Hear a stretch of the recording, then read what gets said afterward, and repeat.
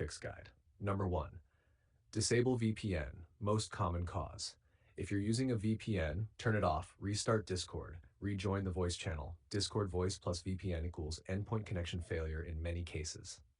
Number 2, change DNS, very effective fix on Windows. 1. Open control panel. 2. Network and internet. 3. Change adapter settings. 4. Right-click your network, properties.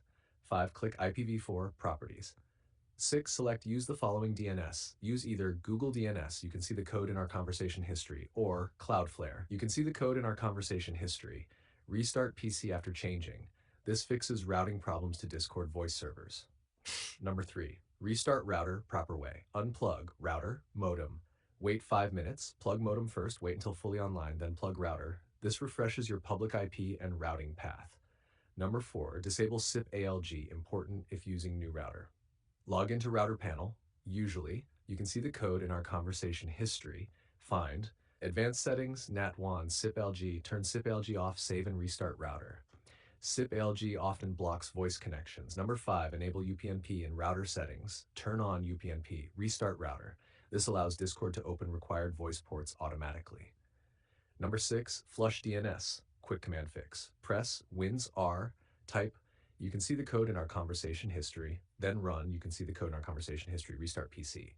Number 7, turn off hardware acceleration, Discord settings advanced, turn off hardware acceleration, restart app. Sometimes GPU conflicts cause voice handshake failure. Number 8, check firewall. Make sure Discord is allowed in, Windows Defender firewall, any antivirus firewall. Allow both private network, public network. If it still says awaiting endpoint, test this. Try mobile hotspot. If it works, your ISP or router is the issue. In that case, ask ISP if you're behind CGNAT. Request OpenNAT public IP if available.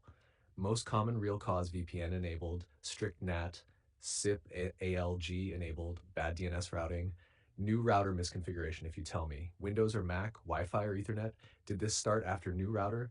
I'll narrow it down fast and give you the exact fix for your setup.